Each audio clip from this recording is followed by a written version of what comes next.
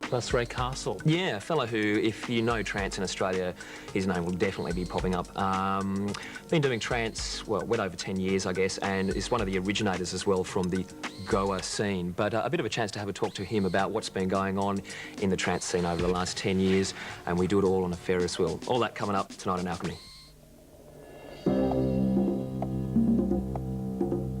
But right now, someone more on the trance tip.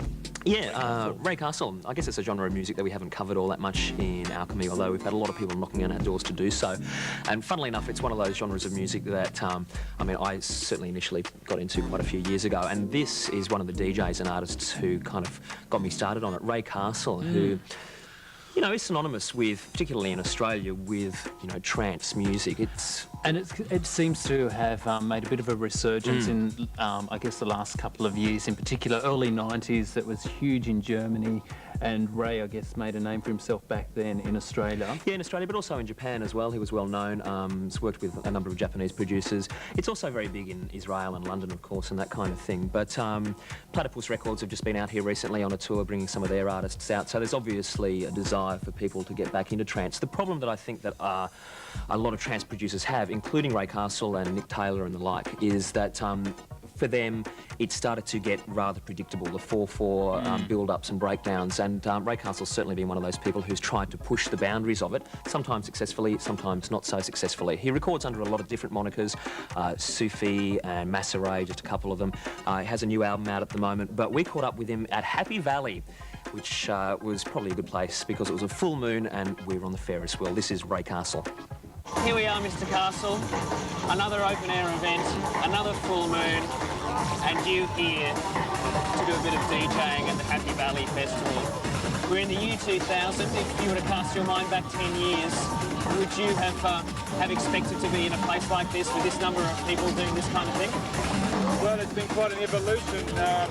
Here we are in the new millennium, full moon, and another techno-pagan ritual unfolds in TAs going off, the collective Doof, as you might say. And yes, I mean, it's been a great anthology, and I'm quite chuffed to see it just become a mass movement.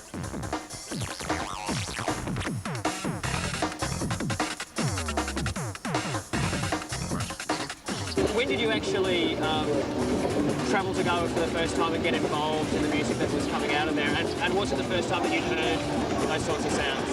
Well, we're reaching the top, Robbie. We're going through the heavens.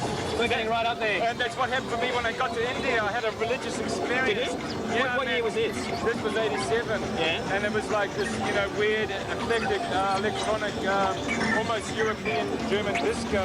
And, you know, we call it electronic body music, you know, front two, frontline assembly, even Skinny Puppy. There was no kind of genre name really, but electronic body music maybe. And people would collect this, you know, really obscure pieces, and even make their own edits, cut the vocals out and make this really spacey, trippy, you know, trancey dance. So, but the way I understand it, they're actually making them out of cassette dubs and the like as well. Yes. People didn't DJ with vinyl, or it was too dusty, and then the dance came along after that. So we're just using Sony professional Walkmans. Oh, we're going through the heavens now. We've hit the top. We're right to the very top. Oh, look at this. 10 PAs are going off right now, people just below us. A very collective communal experience here in Electronica. Ray Castle's certainly enjoying himself on this full moon evening atop the clouds. It's going off on the big top. How would you mix, though, using cassettes? I mean, obviously, it's a much more difficult thing and more a less accurate way of mixing with a cassette machine. Yeah, you're jocking a different way. It's a different way of channeling with the music. BPM-wise, you know, if you're sharp enough, you can match things, but usually with atmosphere-wise, tracks that were telling a story, that was a big part of the music. We wanted to make parties like 12 hours, you know, trip parties, journey parties, where people went into the light from the darkness, and the tracks made a story, a journey, you know. What's the difference for you for a party like this, which is outdoors, under the stars, amongst the trees, in comparison to where a lot of people hear electronic music, and that's in quite dingy, dark, small clubs? Yes, we're talking about a more spatial resonance. the feeling of organic nature, the cosmos, you know, communal experience with others in nature, almost connecting with a kind of a pagan ritual or primitive cultures. And this is very, you know, deep in human genetic memory, I think.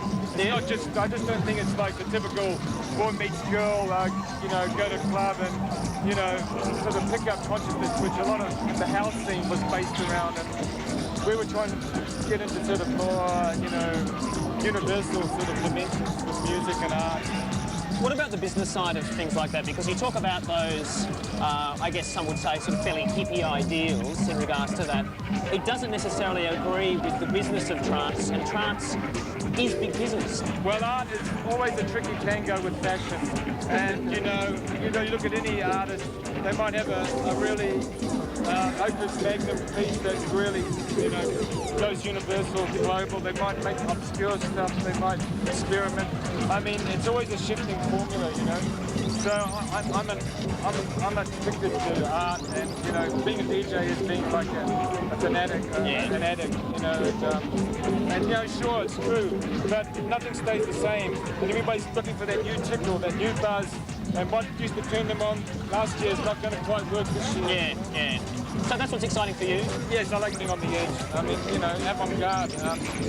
But then you have to find the midstream where you don't lose people that you can talk to. You've got to take them on the journey with you. Yeah, it's a very delicate balance to find that midpoint of pleasing the crowd, but also tickling them and just tipping it a bit further than maybe, you know, just a few surprises.